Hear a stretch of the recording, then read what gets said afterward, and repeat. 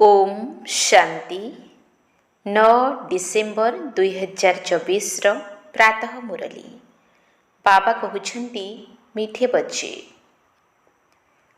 विनाश पूर्वरु समस्तंकु बाबांकर परिचय देबाकु हेबो।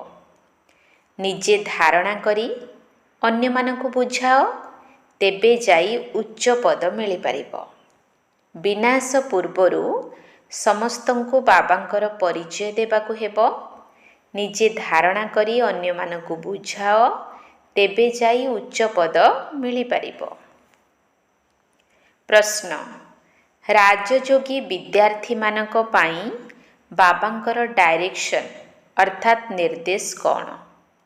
राजयोगी विद्यार्थी मानक पाई बाबांकर डायरेक्शन अर्थात निर्देश कौन? उत्तर तुम मानकु डायरेक्शन मिलुछि कि बाबांकर संतान हेबा परे अन्य मानक सहित मन लगाइबार नाही। प्रतिज्ञा करिबा परे पुनर्बार पतित हेबार नाही। तुमे एपरि संपूर्ण पवित्र होई जाओ जेपरि बाबा एवं शिक्षकंकर स्मृति स्वतः एवं निरंतर भावरे कायम रहिबो। एकमात्र बाबांकु ही स्नेह कर, तांकु ही मने पकाओ, तेबे तुमको बहुत शक्ति मिलिबो। ओम शांति। आत्मिक पिता बसी आत्मिक संतान मानकु बुझाउछंती।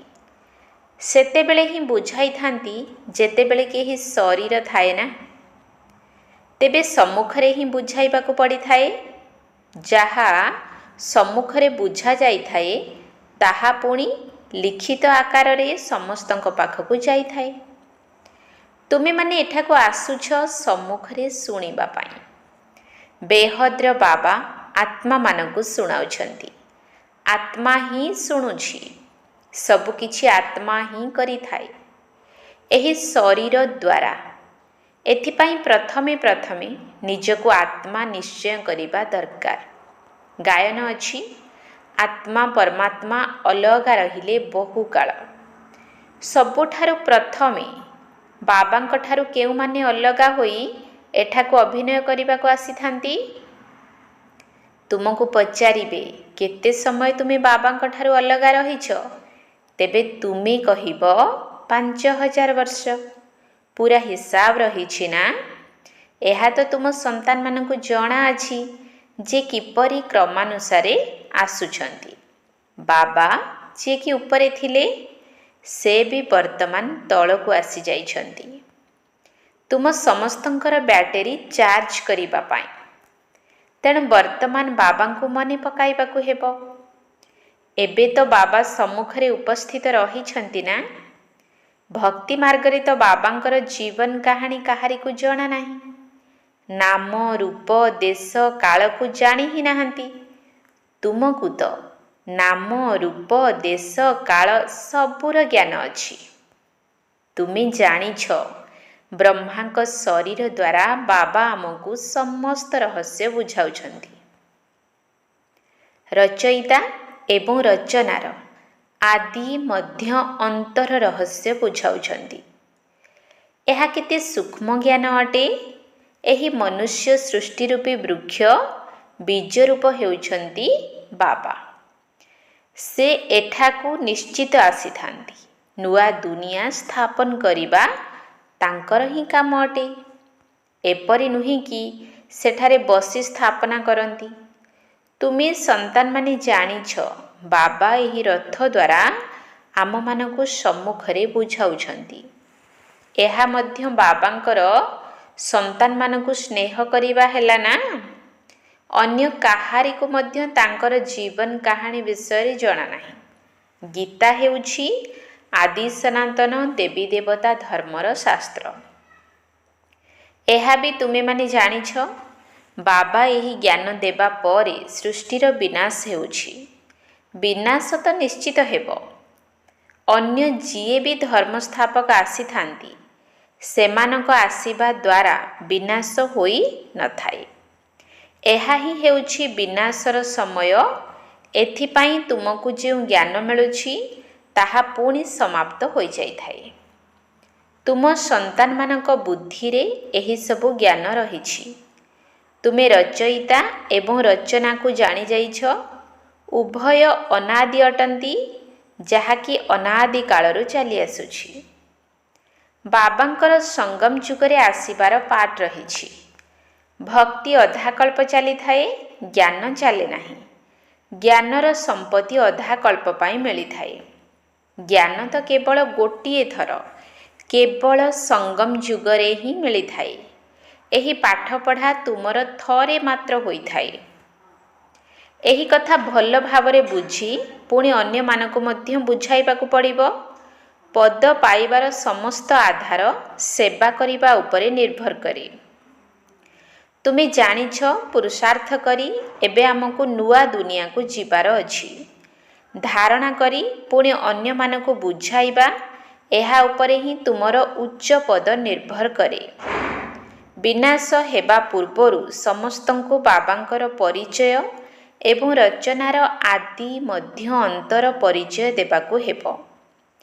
ତୁମେ ମଧ୍ୟ ବାବାଙ୍କୁ ମନେ ପକାଉଛ କି ଜନ୍ମ ଜନ୍ମାନ୍ତରର ପାପ କଟିଯାଉ। ଯେ ପର୍ଯ୍ୟନ୍ତ ବାବା ପଢ଼ାଉଛନ୍ତି ସେ ପର୍ଯ୍ୟନ୍ତ ନିଶ୍ଚୟ ୟାଦ କରିବାକୁ ହେବ। ଶିକ୍ଷାଦାତାଙ୍କ ସହିତ ଯୋଗ ତ ରହିବ ନା। ଶିକ୍ଷକ ପଢ଼ାଇଥାନ୍ତି ତ ତାଙ୍କ ସହିତ ଯୋଗ ରହିଥାଏ। ଯୋଗ ବିନା ପଢ଼ିବେ କିପରି? ଯୋଗ ଅର୍ଥାତ୍ ଶିକ୍ଷାଦାତାଙ୍କୁ ମନେ ପକାଇବା। ଇଏ ବାବା ବି ଅଟନ୍ତି, ଶିକ୍ଷକ ଏବଂ ସଦ୍ଗୁରୁ ମଧ୍ୟ ଅଟନ୍ତି। ତିନି ରୂପରେ ପୁରା ମନେ ପକାଇବାକୁ ପଡ଼ିଥାଏ। ଏହି ସଦ୍ଗୁରୁ ତୁମକୁ କେବଳ ଥରେ ମାତ୍ର ମିଳିଥାନ୍ତି। ଜ୍ଞାନ ଦ୍ୱାରା ସଦ୍ଗତି ମିଳିଗଲା, ବାସ୍। ପୁଣି ଗୁରୁ କରିବାର ପ୍ରଥା ସମାପ୍ତ ହୋଇଯାଇଥାଏ। ବାପା ଶିକ୍ଷକଙ୍କର ପ୍ରଥା ଚାଲେ, ଗୁରୁଙ୍କର ପ୍ରଥା ସମାପ୍ତ ହୋଇଯାଏ। ସଦ୍ଗତି ମିଳିଗଲା ନା, ନିର୍ବାଣ ଧାମକୁ ତୁମେ ପ୍ରତ୍ୟକ୍ଷରେ ଯାଉଛ। ପୁଣି ନିଜ ସମୟରେ ଅଭିନୟ କରିବା ପାଇଁ ଆସୁଛ। ମୁକ୍ତି, ଜୀବନ ମୁକ୍ତି ଦୁଇଟି ଯାକ ତୁମକୁ ମିଳିଯାଉଛି। ମୁକ୍ତି ମଧ୍ୟ ନିଶ୍ଚୟ ମିଳିଥାଏ। କିଛି ସମୟ ପାଇଁ ତୁମେ ଘରକୁ ଯାଇ ରହିବ। ଏଠାରେ ତ ଶରୀର ଦ୍ୱାରା ଅଭିନୟ କରିବାକୁ ପଡ଼ିଥାଏ। ଶେଷ ବେଳକୁ ସବୁ ଅଭିନୟକାରୀମାନେ ଆସିଯିବେ। ନାଟକ ଯେତେବେଳେ ସମ୍ପୂର୍ଣ୍ଣ ହୋଇଯାଏ, ସେତେବେଳେ ସବୁ ଅଭିନେତାମାନେ ମଞ୍ଚ ଉପରକୁ ଆସିଥାନ୍ତି। ଏବେ ବି ସବୁ ଅଭିନେତାମାନେ ଆସି ମଞ୍ଚ ଉପରେ ଏକତ୍ରିତ ହୋଇଛନ୍ତି। ତେଣୁ କେତେ ଗହଳି ହୋଇଯାଇଛି। ସତ୍ୟଯୁଗ ଆଦିରେ ଏତେ ଗହଳି ନଥିଲା। ଏବେ ତ ସବୁଆଡ଼େ କେତେ ଅଶାନ୍ତି। ଯେପରି ବାବାଙ୍କ ପାଖରେ ସୃଷ୍ଟିଚକ୍ରର ଜ୍ଞାନ ରହିଛି, ସେହିପରି ପିଲାମାନଙ୍କ ପାଖରେ ମଧ୍ୟ ଜ୍ଞାନ ଅଛି। ବୀଜ ପାଖରେ ଜ୍ଞାନ ଥାଏ ନା। ବୀଜରୁ ବୃକ୍ଷ କିପରି ବୃଦ୍ଧି ହୋଇ ପୁଣି ଶେଷ ହୋଇଯାଇଥାଏ। ଏବେ ତୁମେ ବସିଛ ନୂଆ ଦୁନିଆର ଚାରା ରୋପଣ କରିବା ପାଇଁ, ଅଥବା ଆଦି ସନାତନ ଦେବୀ ଦେବତା ଧର୍ମର ଚାରା ରୋପଣ କରିବା ପାଇଁ। ତୁମକୁ ଜଣାଅଛି ଏହି ଲକ୍ଷ୍ମୀ ନାରାୟଣ କିପରି ରାଜ୍ୟ ପ୍ରାପ୍ତ କରିଥିଲେ। ତୁମେ ଜାଣିଛ ଏବେ ଆମେ ନୂଆ ଦୁନିଆର ରାଜକୁମାର ହେବା। ସେହି ଦୁନିଆରେ ରହୁଥିବା ପ୍ରତ୍ୟେକ ନିଜକୁ ମାଲିକ ହିଁ କହିବେ ନା। ଯେପରି ଏବେ ମଧ୍ୟ ସମସ୍ତେ କହୁଛନ୍ତି ଭାରତ ଆମର ଦେଶ। ତୁମେ ବୁଝୁଛ ଯେ ଏବେ ଆମେ ସଙ୍ଗମରେ ଛିଡ଼ା ହୋଇଛେ। ଆମକୁ ଶିବାଳୟକୁ ଯିବାର ଅଛି। ବାସ୍, ଏବେ ଗଲେ କି ଗଲେ। ଆମେ ଯାଇ ଶିବାଳୟର ମାଲିକ ହେବା। ଏହା ହିଁ ତୁମର ଲକ୍ଷ୍ୟ ଉଦ୍ଦେଶ୍ୟ ଅଟେ। ଯଥା ରାଜାରାଣୀ ତଥା ପ୍ରଜା ସମସ୍ତେ ଶିବାଳୟର ମାଲିକ ହୋଇଯାଉଛନ୍ତି। ବାକି ରାଜଧାନୀରେ ଭିନ୍ନ ଭିନ୍ନ ପ୍ରକାରର ପଦବୀ ତ ରହି ହିଁ ଥାଏ। ସେଠାରେ ମନ୍ତ୍ରୀ ତ କେହି ରହିବେ ନାହିଁ। ମନ୍ତ୍ରୀ ସେତେବେଳେ ଥାନ୍ତି ଯେବେ ପତିତ ହୋଇଥାନ୍ତି। ଲକ୍ଷ୍ମୀ ନାରାୟଣ ବା ରାମ ସୀତାଙ୍କର ମନ୍ତ୍ରୀ ଥିବାର କେବେ ତୁମେ ଶୁଣି ନଥିବ, କାରଣ ସେମାନେ ନିଜେ ସତୋପ୍ରଧାନ ପବିତ୍ର ବୁଦ୍ଧି ସମ୍ପନ୍ନ ଅଟନ୍ତି। ପୁଣି ଯେତେବେଳେ ପତିତ ହୋଇଥାନ୍ତି, ସେତେବେଳେ ରାଜା ରାଣୀ ପରାମର୍ଶ ନେବା ପାଇଁ ଜଣେ ମନ୍ତ୍ରୀଙ୍କୁ ରଖିଥାନ୍ତି। ଏବେ ତ ଦେଖ ବହୁତ ମନ୍ତ୍ରୀ ଅଛନ୍ତି। ତୁମେ ସନ୍ତାନମାନେ ଜାଣିଛ ଏହା ବହୁତ ମଜାର ଖେଳ ଅଟେ। ଖେଳ ସର୍ବଦା ମଜା ପାଇଁ ହିଁ ହୋଇଥାଏ। ସୁଖ ମଧ୍ୟ ହୋଇଥାଏ, ଦୁଃଖ ମଧ୍ୟ ହୋଇଥାଏ। ଏହି ବେହଦର ଖେଳକୁ ତୁମେ ପିଲାମାନେ ହିଁ ଜାଣିଛ। ଏଥିରେ କନ୍ଦାକଟା କରିବା ଆଦିର କଥା ହିଁ ନାହିଁ। ଗାଉଛନ୍ତି ଯେ ବିତ୍ତିକୁ ବିତ୍ତି ରୂପରେ ହିଁ ଦେଖ। ଏସବୁ ପୂର୍ବରୁ ପ୍ରସ୍ତୁତ ହୋଇଛି। ଏହି ନାଟକ ତୁମ ବୁଦ୍ଧିରେ ରହିଛି। ଆମେ ଏହାର ଅଭିନେତା ଅଟୁ। ଆମର 84 ଜନ୍ମର ଅଭିନୟ ସଠିକ୍ ଓ ଅବିନାଶୀ ଅଟେ। ଯିଏ ଯେଉଁ ଜନ୍ମରେ ଯାହା ଅଭିନୟ କରି ଆସିଛନ୍ତି ସେହିପରି ହିଁ କରି ଚାଲିବେ। ଆଜିଠାରୁ 5000 ବର୍ଷ ପୂର୍ବେ ମଧ୍ୟ ତୁମକୁ ଏହି କଥା କହିଥିଲି, ନିଜକୁ ଆତ୍ମା ଭାବ। ଗୀତାରେ ବି ଏହି ଅକ୍ଷର ରହିଛି। ତୁମେ ଜାଣିଛ ଆଦି ସନାତନ ଦେବୀ ଦେବତା ଧର୍ମ ଯେତେବେଳେ ସ୍ଥାପନ ହୋଇଥିଲା, ବାବା କହିଥିଲେ ଦେହ ସହିତ ଦେହର ସବୁ ଧର୍ମ ଛାଡ଼ି ନିଜକୁ ଆତ୍ମା ଭାବ ଏବଂ ବାବାଙ୍କୁ ସ୍ମରଣ କର। ମନ୍ମନା ଭବର ଅର୍ଥ ତ ବାବା ଭଲ ଭାବରେ ବୁଝାଇଛନ୍ତି। ଭାଷା ମଧ୍ୟ ସେଇଆ ରହିଛି। ଏଠାରେ ଦେଖ କେତେ ପ୍ରକାରର ଭାଷା ରହିଛି।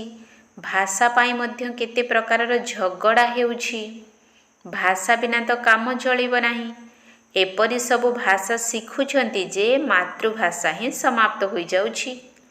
ଯିଏ ବହୁତ ପ୍ରକାରର ଭାଷା ଶିଖୁଛନ୍ତି ସେମାନଙ୍କୁ ପୁରସ୍କାର ମିଳୁଛି। ଯେତେ ଧର୍ମ ସେତେ ଭାଷା ହେବ। ସେଠାରେ ତ ତୁମେ ଜାଣିଛ ଆମର ହିଁ ରାଜ୍ୟ ହେବ। ଭାଷା ବି ଗୋଟିଏ ରହିବ। ଏଠାରେ ତ 100 ମାଇଲରେ ଗୋଟିଏ ଭାଷା ରହିଛି। ସେଠାରେ ଗୋଟିଏ ହିଁ ଭାଷା ହୋଇଥାଏ। ଏହିସବୁ କଥା ବାବା ବସି ବୁଝାଉଛନ୍ତି। ତେଣୁ ସେହି ବାବାଙ୍କୁ ହିଁ ସ୍ମରଣ କରି ଚାଲ। ଶିବ ବାବା ହିଁ ଏହି ବ୍ରହ୍ମାଙ୍କ ଦ୍ୱାରା ବୁଝାଉଛନ୍ତି। ରଥ ତ ନିଶ୍ଚିତ ଦରକାର ନା। ଶିବ ବାବା ଆମର ପିତା ଅଟନ୍ତି। ବାବା କହୁଛନ୍ତି ମୋର ତ ବେହଦର ସନ୍ତାନମାନେ ଅଛନ୍ତି। ବାବା ୟାଙ୍କ ଦ୍ୱାରା ପଢ଼ାଉଛନ୍ତି ନା। ଶିକ୍ଷକଙ୍କୁ କେବେ କ'ଣ ଆଲିଙ୍ଗନ କରାଯାଏ? ବାବା ତ ତୁମକୁ ପଢ଼ାଇବା ପାଇଁ ଆସିଛନ୍ତି। ରାଜଯୋଗ ଶିଖାଉଛନ୍ତି। ତେଣୁ ଶିକ୍ଷକ ହେଲେ ନା। ତୁମେମାନେ ବିଦ୍ୟାର୍ଥୀ ଅଟ। ଛାତ୍ରମାନେ କ'ଣ କେବେ ଶିକ୍ଷକଙ୍କୁ ଆଲିଙ୍ଗନ କରିଥାନ୍ତି କି? ଏକ ବାବାଙ୍କର ହେଲା ପରେ ଆଉ ଅନ୍ୟମାନଙ୍କଠାରେ ମନ ଲଗାଇବା ଉଚିତ ନୁହେଁ। ବାବା କହୁଛନ୍ତି ମୁଁ ତୁମକୁ ରାଜଯୋଗ ଶିଖାଇବାକୁ ଆସିଛି। ତୁମେ ଶରୀରଧାରୀ, ମୁଁ ଅଶରୀରୀ ଶୂନ୍ୟବାସୀ ଅଟେ। କହୁଛ ବାବା ପବିତ୍ର କରାଇବାକୁ ଆସ। ତେବେ ତୁମେ ପତିତ ହେଲ ନା। ତାହା ହେଲେ ମୋତେ କିପରି ଆଲିଙ୍ଗନ କରିପାରିବ? ପ୍ରତିଜ୍ଞା କରି ପୁଣି ପତିତ ହୋଇଯାଉଛନ୍ତି। ଯେତେବେଳେ ସମ୍ପୂର୍ଣ୍ଣ ପବିତ୍ର ହୋଇଯିବ, ଶେଷ ବେଳକୁ ପୁଣି ବାବାଙ୍କ ୟାଦରେ ମଧ୍ୟ ରହିବ। ଶିକ୍ଷକଙ୍କୁ ଗୁରୁଙ୍କୁ ମନେ ବି ପକାଉଥିବ। ଏବେ ତ ବିକାରୀ ହେବା ଦ୍ୱାରା ଅଧୋଗତି ହୋଇଯାଇଛି। ଆହୁରି ମଧ୍ୟ 100 ଗୁଣା ଦଣ୍ଡ ଭୋଗ କରିବାକୁ ପଡ଼ୁଛି। ଇଏ ତ ମଝିରେ ଦଲାଲ ରୂପରେ ମିଳିଛନ୍ତି। ତାଙ୍କୁ ହିଁ ମନେ ପକାଇବା ଦରକାର। ବାବା କହୁଛନ୍ତି ମୁଁ ବି ତାଙ୍କର ମୁରବୀ ପିଲା ଅଟେ। ତେବେ ମୁଁ କିପରି ଆଲିଙ୍ଗନ କରିପାରିବି? ତୁମେ ତ ପୁଣି ବି ଏହି ଶରୀର ଦ୍ୱାରା ମିଶୁଛ। ମୁଁ ତାଙ୍କୁ କେମିତି ଗଳାରେ ଲଗାଇବି? ବାବା ତ କହୁଛନ୍ତି ପିଲାମାନେ ତୁମେ ଏକ ବାବାଙ୍କୁ ହିଁ ସ୍ମରଣ କର, ସ୍ନେହ କର। ସ୍ମରଣ କରିବା ଦ୍ୱାରା ହିଁ ବହୁତ ଶକ୍ତି ମିଳିଥାଏ। ବାବା ସର୍ବଶକ୍ତିମାନ ଅଟନ୍ତି। ବାବାଙ୍କ ଠାରୁ ହିଁ ତୁମକୁ ଏତେ ଶକ୍ତି ମିଳୁଛି। ତୁମେ କେତେ ଶକ୍ତିଶାଳୀ ହେଉଛ। ତୁମର ରାଜଧାନୀ ଉପରେ କେହି ବିଜୟ ପ୍ରାପ୍ତ କରିପାରିବେ ନାହିଁ। ରାବଣ ରାଜ୍ୟ ହିଁ ସମାପ୍ତ ହୋଇଯାଏ। ଦୁଃଖ ଦେବାବାଲା କେହି ରହିନଥାନ୍ତି। ତାକୁ ସୁଖଧାମ କୁହାଯାଇଥାଏ। ରାବଣ ସମ୍ପୂର୍ଣ୍ଣ ବିଶ୍ୱରେ ସମସ୍ତଙ୍କୁ ଦୁଃଖ ଦେଇଥାଏ। ପଶୁମାନେ ମଧ୍ୟ ଦୁଃଖୀ ହୋଇଥାନ୍ତି। ସେଠାରେ ତ ପଶୁମାନେ ମଧ୍ୟ ପରସ୍ପର ସହିତ ସ୍ନେହରେ ରହିଥାନ୍ତି। ଏଠାରେ ତ ସ୍ନେହ ହିଁ ନାହିଁ। ତୁମେ ପିଲାମାନେ ଜାଣିଛ ଏହି ଡ୍ରାମା କିପରି ଘୁରି ଚାଲିଛି? ଏହାର ଆଦି ମଧ୍ୟ ଅନ୍ତର ରହସ୍ୟ ବାବା ହିଁ ବୁଝାଉଛନ୍ତି। କେହି ବହୁତ ଭଲ ଭାବରେ ପଢ଼ିଥାନ୍ତି, କେହି କମ୍ ପଢ଼ିଥାନ୍ତି। ପଢ଼ୁଛନ୍ତି ତ ସମସ୍ତେ ନା। ସାରା ଦୁନିଆ ମଧ୍ୟ ପଢ଼ିବ, ଅର୍ଥାତ୍ ବାବାଙ୍କୁ ସ୍ମରଣ କରିବ। ବାବାଙ୍କୁ ସ୍ମରଣ କରିବା ଏହା ମଧ୍ୟ ପଢ଼ିବା ଅଟେ ନା। ସେହି ବାବାଙ୍କୁ ସମସ୍ତେ ସ୍ମରଣ କରିଥାନ୍ତି। ସେ ସମସ୍ତଙ୍କର ସଦ୍ଗତିଦାତା, ସମସ୍ତଙ୍କର ସୁଖଦାତା ଅଟନ୍ତି। କହୁଛନ୍ତି ମଧ୍ୟ ଆସି ପବିତ୍ର କର, ତେବେ ନିଶ୍ଚିତ ପତିତ ଅଟନ୍ତି ନା? ସେ ତ ଆସିଥାନ୍ତି ବିକାରୀମାନଙ୍କୁ ନିର୍ବିକାରୀ କରାଇବା ପାଇଁ। ଡାକୁଛନ୍ତି ମଧ୍ୟ, ହେ ଆଲ୍ଲାହ, ଆସି ଆମକୁ ପବିତ୍ର କର। ତାଙ୍କର ଏହା ହିଁ ଧନ୍ଦା, ସେଇଥିପାଇଁ ଡାକୁଛନ୍ତି। ତୁମର ଭାଷା ମଧ୍ୟ ଠିକ୍ ହେବା ଦରକାର। ଏମାନେ କହୁଛନ୍ତି ହେ ଆଲ୍ଲାହ, ସେମାନେ କହୁଛନ୍ତି ହେ ଗଡ୍ ଫାଦର ବା ଈଶ୍ୱର ପିତା ବୋଲି ମଧ୍ୟ କହିଥାନ୍ତି। ପଛରେ ଆସୁଥିବା ଆତ୍ମାମାନଙ୍କର ବୁଦ୍ଧି ତଥାପି ବି ଭଲ ରହିଥାଏ। ସେମାନେ ଏତେ ଦୁଃଖ ଭୋଗି ନଥାନ୍ତି। ତେବେ ଏବେ ତୁମେ ସମ୍ମୁଖରେ ବସିଛ, କ'ଣ କରୁଛ? ବାବାଙ୍କୁ ଏହି ବ୍ରହ୍ମାଙ୍କ ଭ୍ରୁକୁଟିରେ ଦେଖୁଛ। ବାବା ପୁଣି ତୁମ ଭ୍ରୁକୁଟିକୁ ଦେଖୁଛନ୍ତି। ଯାହା ମଧ୍ୟରେ ମୁଁ ପ୍ରବେଶ କରୁଛି ତାଙ୍କୁ ଦେଖିପାରିବି? ସେ ତ ପାଖରେ ବସିଛନ୍ତି। ଏହା ବହୁତ ବୁଝିବାର କଥା। ମୁଁ ତାଙ୍କ ପାଖରେ ବସିଛି, ସିଏ ବି ବୁଝିପାରୁଛନ୍ତି ମୋ ପାଖରେ ବସିଛନ୍ତି। ତୁମେ କହିବ ଆମେ ସମ୍ମୁଖରେ ଦୁଇ ଜଣଙ୍କୁ ଦେଖୁଛୁ, ବାବା ଆଉ ଦାଦା, ଦୁଇ ଆତ୍ମାଙ୍କୁ ଦେଖୁଛୁ। ତୁମ ପାଖରେ ଜ୍ଞାନ ଅଛି। ବାପ ଦାଦା କାହାକୁ କହୁଛନ୍ତି? ଆତ୍ମା ସମ୍ମୁଖରେ ବସିଛି। ଭକ୍ତି ମାର୍ଗରେ ତ ଆଖି ବନ୍ଦ କରି ବସି ଶୁଣିଥାନ୍ତି। ପାଠପଢ଼ା କ'ଣ ଏପରି ହୋଇଥାଏ? ଶିକ୍ଷକଙ୍କୁ ତ ଦେଖିବାକୁ ପଡ଼ିଥାଏ ନା। ଇଏ ବାପା ବି ଅଟନ୍ତି, ଶିକ୍ଷକ ବି ଅଟନ୍ତି। ତେଣୁ ତାଙ୍କୁ ସମ୍ମୁଖରେ ଦେଖିବା ଦରକାର। ସମ୍ମୁଖରେ ବସିଥିବେ ଆଉ ଆଖି ବନ୍ଦ ଥିବ, ଢୁଳାଉଥିବେ, ଏପରି ତ ପାଠପଢ଼ା ହୋଇନଥାଏ। ଛାତ୍ର ଶିକ୍ଷକଙ୍କୁ ନିଶ୍ଚୟ ଦେଖୁଥିବେ, ନହେଲେ ଶିକ୍ଷକ କହିବେ ଇଏ ତ ଢୁଳାଉଛନ୍ତି, ଇଏ କିଛି ଭାଙ୍ଗ ପିଇ କରି ଆସିଛନ୍ତି। ତୁମ ବୁଦ୍ଧିରେ ଅଛି ବାବା ଏହି ଶରୀରରେ ଅଛନ୍ତି। ମୁଁ ବାବାଙ୍କୁ ଦେଖୁଛି, ବାବା ବୁଝାଉଛନ୍ତି। ଏହି ଶିକ୍ଷା ସାଧାରଣ ନୁହେଁ ଯେ ଏଠାରେ କେହି ଆଖି ବନ୍ଦ କରି ବସିବ। ବିଦ୍ୟାଳୟରେ କେବେ କେହି ଆଖି ବନ୍ଦ କରି ବସନ୍ତି କି? ଅନ୍ୟ ସତ୍ସଙ୍ଗମାନଙ୍କୁ ବିଦ୍ୟାଳୟ କୁହାଯାଇପାରିବ ନାହିଁ। ଯଦିଓ ଗୀତା ଶୁଣାଇଥାନ୍ତି, କିନ୍ତୁ ତାକୁ ବିଦ୍ୟାଳୟ କୁହାଯାଇ ନଥାଏ। ସେ କୌଣସି ବାବା ନୁହନ୍ତି ଯେ ଯାହାକୁ ଆମେ ଦେଖିବା। କେହି କେହି ଶିବଙ୍କର ଭକ୍ତ ଥାନ୍ତି, ତ ସେମାନେ ଶିବଙ୍କୁ ହିଁ ମନେ ପକାଇଥାନ୍ତି, କାନ ଦ୍ୱାରା କଥା ଶୁଣିଥାନ୍ତି। ଶିବ ଭକ୍ତମାନଙ୍କୁ ଶିବଙ୍କୁ ହିଁ ମନେ ପକାଇବାକୁ ପଡ଼ିଥାଏ। କୌଣସି ବି ସତ୍ସଙ୍ଗ ଆଦିରେ ପ୍ରଶ୍ନୋତ୍ତର ଆଦି ହୋଇନଥାଏ, ଏହିଠାରେ ହିଁ ହୋଇଥାଏ। ଏହିଠାରେ ତୁମର ପ୍ରାପ୍ତି ବହୁତ ହୋଇଥାଏ। ଆମଦାନୀ ସମୟରେ କେବେ ଆଳସ୍ୟ ବା ହାଇ ଆସିନଥାଏ। ଧନ ମିଳୁଛି ନା, ତେଣୁ ଖୁସି ହୋଇଥାଏ। ହାଇ ମାରିବା ଦୁଃଖର ଚିହ୍ନ ଅଟେ। ରୋଗୀ ହୋଇଥିଲେ ବା ଦେବାଳିଆ ହୋଇଯାଇଥିଲେ ବାରମ୍ବାର ଆଳସ୍ୟ ଆସିବ। ଯଦି ପଇସା ମିଳୁଥିବ ତ କେବେ ହେଲେ ଆଳସ୍ୟ ଆସିବ ନାହିଁ। ବାବା ବ୍ୟାପାରୀ ବି ଅଟନ୍ତି। ରାତିରେ ଷ୍ଟିମର ଆସୁଥିବାରୁ ରାତି ଅନିଦ୍ରା ମଧ୍ୟ ହେବାକୁ ପଡ଼ୁଥିଲା। କେହି କେହି ରାଣୀମାନେ ରାତିରେ ଆସିଥାନ୍ତି, ତେଣୁ କେବଳ ସ୍ତ୍ରୀ ଲୋକଙ୍କ ପାଇଁ ହିଁ ଖୋଲା ରହିଥାଏ। ବାବା ବି କହୁଛନ୍ତି ପ୍ରଦର୍ଶନୀ ଆଦିରେ ସ୍ତ୍ରୀ ଲୋକମାନଙ୍କ ପାଇଁ ବିଶେଷ ଦିନ ରଖ, ତେବେ ବହୁତ ଆସିବେ। ଓଢ଼ଣା ଟାଣି ବି ଆସିବେ। ବହୁତ ସ୍ତ୍ରୀମାନେ ଓଢ଼ଣା ମଧ୍ୟରେ ରହିଥାନ୍ତି। ମୋଟରରେ ମଧ୍ୟ ପରଦା ରହିଥାଏ। ଏଠାରେ ତ ଆତ୍ମାର କଥା ଅଛି। ଜ୍ଞାନ ମିଳିଗଲା ପରେ ଆପେ ଆପେ ପରଦା ଖୋଲିଯିବ। ସତ୍ୟ ଯୁଗରେ ପର୍ଦ୍ଦା ଆଦି ନଥାଏ। ଏହା ତ ପ୍ରବୃତ୍ତି ମାର୍ଗର ଜ୍ଞାନ ଅଟେ ନା। ଆଚ୍ଛା, ମିଠା ମିଠା ଶିଖିଲଧେ ସନ୍ତାନମାନଙ୍କ ପ୍ରତି ମାତା ପିତା ବାପ ଦାଦାଙ୍କର ମଧୁର ସ୍ନେହ ସମ୍ପନ୍ନ ଶୁଭେଚ୍ଛା ଏବଂ ସୁପ୍ରଭାତ। ଆତ୍ମିକ ପିତାଙ୍କର ଆତ୍ମିକ ସନ୍ତାନମାନଙ୍କୁ ନମସ୍ତେ। ଆତ୍ମିକ ସନ୍ତାନମାନଙ୍କର ଆତ୍ମିକ ବାପ ଦାଦାଙ୍କୁ ନମସ୍ତେ ନମସ୍ତେ ନମସ୍ତେ। ସୁପ୍ରଭାତ। ଧାରଣ ପାଇଁ ମୁଖ୍ୟ ସାର। 1 ନମ୍ବର ପଏଣ୍ଟ। ଏହି ଖେଳ ବଡ଼ ମଜାଦାର ଭାବରେ ତିଆରି ହୋଇଛି। ଏଥିରେ ସୁଖ ଏବଂ ଦୁଃଖର ପାର୍ଟ ନିର୍ଦ୍ଧାର୍ଯ୍ୟ ହୋଇ ରହିଛି।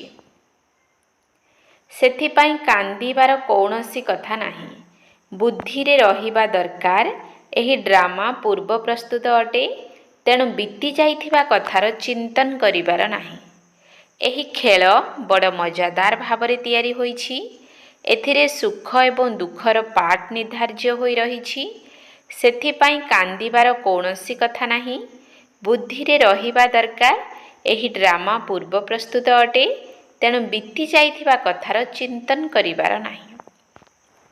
2 ନମ୍ବର ପଏଣ୍ଟ, ଏହା ସାଧାରଣ ପାଠପଢ଼ା ନୁହେଁ। ଏଥିରେ ଆଖି ବନ୍ଦ କରି ବସିବାର ନାହିଁ। ଶିକ୍ଷକଙ୍କୁ ନିଜ ସାମ୍ନାରେ ଦେଖିବାର ଅଛି। ହାଇ ଆଦି ମାରିବାର ନାହିଁ। ହାଇ ମାରିବା ଦୁଃଖର ଚିହ୍ନ ଅଟେ। ଏହା ସାଧାରଣ ପାଠପଢ଼ା ନୁହେଁ। ଏଥିରେ ଆଖି ବନ୍ଦ କରି ବସିବାର ନାହିଁ। ଶିକ୍ଷକଙ୍କୁ ନିଜ ସାମ୍ନାରେ ଦେଖିବାର ଅଛି। ହାଇ ଆଦି ମାରିବାର ନାହିଁ। ହାଇ ମାରିବା ଦୁଃଖର ଚିହ୍ନ ଅଟେ। ବରଦାନ, ସନ୍ତୁଷ୍ଟତାର 3ଟି ଯାକ ସାର୍ଟିଫିକେଟ୍ ନେଇ ନିଜର ଯୋଗୀ ଜୀବନର ପ୍ରଭାବ ପକାଉଥିବା ସହଜ ଯୋଗୀ ହୁଅ। ସନ୍ତୁଷ୍ଟତାର 3ଟି ଯାକ ସାର୍ଟିଫିକେଟ୍ ନେଇ ନିଜର ଯୋଗୀ ଜୀବନର ପ୍ରଭାବ ପକାଉଥିବା ସହଜ ଯୋଗୀ ହୁଅ। ଯୋଗୀ ଜୀବନର ବିଶେଷ ଲକ୍ଷ୍ୟ ସନ୍ତୁଷ୍ଟତା ଅଟେ। ଯେଉଁମାନେ ନିଜେ ସର୍ବଦା ସନ୍ତୁଷ୍ଟ ରହିଥାନ୍ତି ଏବଂ ସମସ୍ତଙ୍କୁ ସନ୍ତୁଷ୍ଟ କରିଥାନ୍ତି, ସେମାନଙ୍କର ଯୋଗୀ ଜୀବନର ପ୍ରଭାବ ଆପେ ଆପେ ଅନ୍ୟମାନଙ୍କ ଉପରେ ପଡ଼ିଥାଏ। ଯେପରି ବିଜ୍ଞାନର ସାଧନଗୁଡ଼ିକର ପ୍ରଭାବ ସ୍ୱତଃ ଭାବରେ ବାୟୁମଣ୍ଡଳ ଉପରେ ପଡ଼ିଥାଏ, ସେହିପରି ସହଜ ଯୋଗୀ ଜୀବନର ମଧ୍ୟ ପ୍ରଭାବ ପଡ଼ିଥାଏ। ତେବେ ଯୋଗୀ ଜୀବନରେ 3ଟି ସାର୍ଟିଫିକେଟ୍ ରହିଛି। ପ୍ରଥମେ ହେଲା ନିଜେ ନିଜ ଉପରେ ସନ୍ତୁଷ୍ଟ, ଦ୍ୱିତୀୟରେ ବାବା ସନ୍ତୁଷ୍ଟ ଏବଂ ତୃତୀୟରେ ଲୌକିକ ଅଲୌକିକ ପରିବାର ସନ୍ତୁଷ୍ଟ। ସ୍ଲୋଗାନ, ସ୍ୱରାଜ୍ୟର ତିଳକ, ବିଶ୍ୱ କଲ୍ୟାଣର ମୁକୁଟ ଏବଂ ଶ୍ରେଷ୍ଠ ସ୍ଥିତିର ସିଂହାସନ ଉପରେ ବିରାଜମାନ ହୋଇଥିବା ଆତ୍ମାମାନେ ହିଁ ରାଜଯୋଗୀ ଅଟନ୍ତି। ସ୍ୱରାଜ୍ୟର ତିଳକ, ବିଶ୍ୱ କଲ୍ୟାଣର ମୁକୁଟ ଏବଂ ଶ୍ରେଷ୍ଠ ସ୍ଥିତିର ସିଂହାସନ ଉପରେ ବିରାଜମାନ ହୋଇଥିବା ଆତ୍ମାମାନେ ହିଁ ରାଜଯୋଗୀ ଅଟନ୍ତି। ଓମ୍ ଶାନ୍ତି।